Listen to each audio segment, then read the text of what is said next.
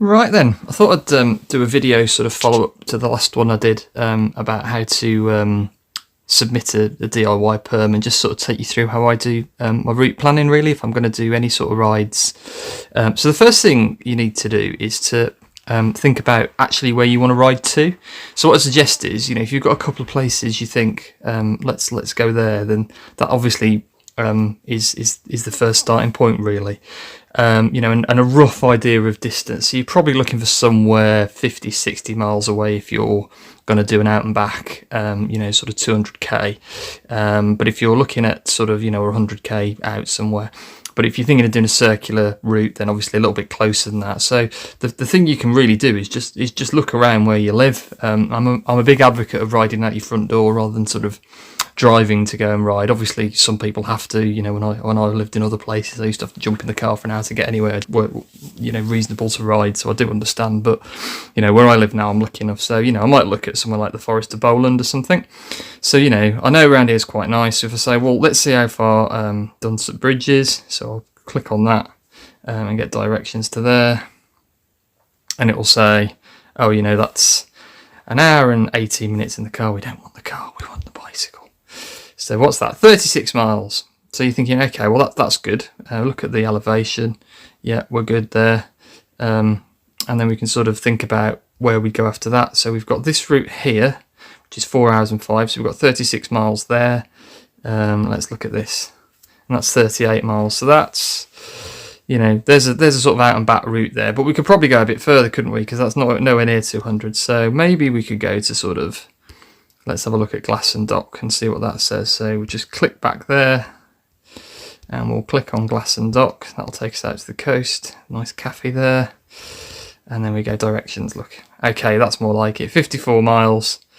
So we know that's around, and this isn't for any type of route planning. I'm not interested in the route. I just want to know roughly the distances, because obviously I'll be going up through the Forest of Bowland, and we can see that's a bit further on the map here because we're going to loop through these nice places up here. So we know that's going to be roughly the right kind of distance. We're going to be pushing 60 miles, which is what we want out, because that will give us 120 plus miles back.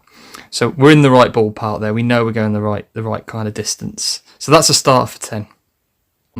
I've started to use the app that comes with my Garmin device, which is Garmin Connect, which I actually find really good. I think it's quite a good method. You can't really plot alone on Garmin Connect, and there are other, apps, but I think you can use this app even if you haven't got a Garmin device. I don't think you need one to get it. Obviously, it's sort of paired and linked so you can get it straight onto a Garmin device. But I think there are ways around that. If you use the app on a laptop, I think you can sort of share the link and then sort of use it yourself onto any device you want. So whilst you can't transfer directly, you can get a GPX file downloaded and put it onto any other device, which is probably just as tricky as anything else. But anyway, I can, we can look at that later. So the first thing I would do is click on training and courses. So we're going to create a new course here, which you do by clicking on that plus sign there. And we're going to do road cycling, and you want custom. So straight away, that's going to take me to where I live, which is in Mythenroyd. And it's really, really simple, this is. So let's just plot, a route for the sake of it. So I'm going to start here at the bottom of Cragvale. That's my first point. You just do that by holding down on it. And then, sort of scroll down, and I want my second point here somewhere. And the key bit to do, I always do, is just check that it hasn't done anything stupid, because what it will do, the automatic tracking thing, sometimes it'll just take you off if there's a little, sort of side route, that might be a little cycle path or a canal lane or something. It will take you on that. So you always need to check. So, then you just sort of click along, and I'll sort of just take you around a route that I would plot. This is sort of a standard route that I do, just a sort of bit of a training loop. Look at your elevation there. So yeah, this is going up Sykes Gate there. Now, for example, if I was to get to here and I thought, oh, I'm not sure where this is, what you can do obviously is get Google Maps open, and you can sort of go down here and do the old hold it down, and it will give you the old street view. The street view is really useful because you can obviously look at the type of road, the surface, the actual elevation, the views, are quite useful as well. So you can sort of go and have a look at, and just scroll down that road for a bit and think, is this a road I want to ride on or not? Now, obviously, that looks like a cracking road, so you think, yep, we'll go on that one. So, we'll carry on a bit. So go back to Garmin and we'll go around here. Let's just say, for example, we were going over here. So let's see what happens if I put a point here. It has found a way to get there, look, wow. So yeah, so we can actually just go around this and, sort of decide whether we want to do that route or not. Again, let's look at these roads here through. And again, I'm just looking to make sure it stays on proper roads, because what Garmin can do, you can change to satellite if you need to as well, you see, which is quite useful, just to see if it's actually a road or a green lane, because no matter how good you are, you'll always sort of get a green lane. And then obviously you've got your popularity heat map, which will show you as well if it works, if it's a popular route. So you might ask questions around why some of these routes aren't ridden on. But you can see this is a popular route here, this one, right here, because this is a very standard loop that a lot of people do when they do crag. They go back along this sort of pink route here. Anyway, I digress. So yeah, you can see, the real popular routes. Now, one good tip I'd suggest is whenever you're looking at routes, you can see here the M62. This is one of my favourite roads here, the A640, because it's a really well paved. It would have been in the day one of the major trunk roads before the motorways. And it's not used now, and it's a beautiful climb up to Buckstones.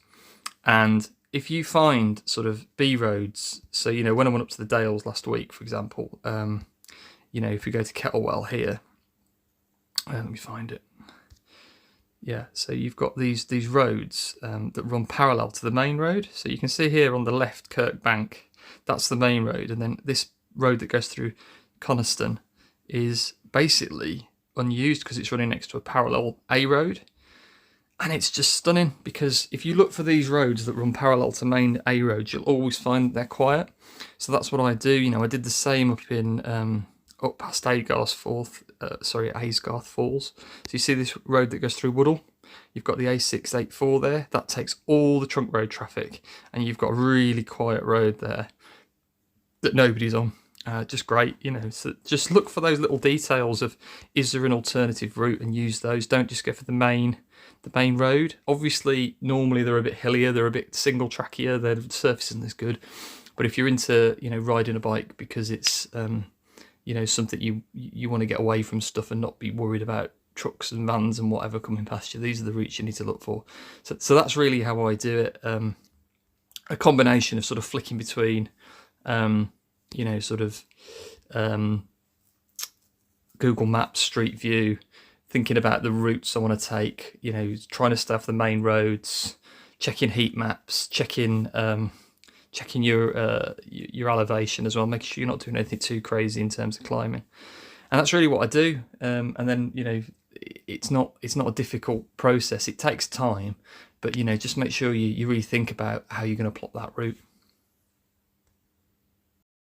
So I just thought I'd show you another option for route planning that sort of takes some of the stress and effort out of it, if you want an idea of where to ride from where you live. So if you're going to Strava, and I know a lot of people have Strava just to keep a record of where they are, and you've got, I think you need a premium account for this, or whatever the paid account is, but still it's a good option. What you can do is, if you go into your profile, and then if you go down to routes down here, and then if you click up the top here, which is the little plus sign here, it will actually build a route for you, and you can sort of set up the parameters for it. Now it uses heat maps, I think, quite heavily on the algorithm to do this. So what that means is that you'll probably find that it will take you through cities and over big hills, which isn't always ideal for Audaxes. So there you go, straight away I'm off to Manchester, which isn't any way I'd like to ride. But you can sort of change some of these different issues up here. Another downside to this is that it only gives you the option of up to 100 miles, which obviously isn't even sort of a Randonneur distance, so you've only got you know, you sort of need to use it as a base really. But what it is doing is it's showing you routes that other cyclists use. So it's something that you can use sort of as a template, maybe to extend into a sort of longer ride. So, you know, you can sort of look at these and, you know, if I look at the Huddersfield Road, Wakefield Road, or the Halifax Road, Transpennine is probably the most likely one I'm going to use. So there you can see it there, look. Wow, some big climbs at the beginning and the end. But yeah, you know, up Cragvale. So yeah, that's sort of a standard route, and then a flat bit through the middle of Manchester and Warrington and Bolton. So I think that's probably using heat maps from commuters quite a lot, which isn't particularly useful, but it's something to try. And obviously, if you're looking at just getting 100k, 100 mile or something, and you can use it. Finally, I did take some video of the route. I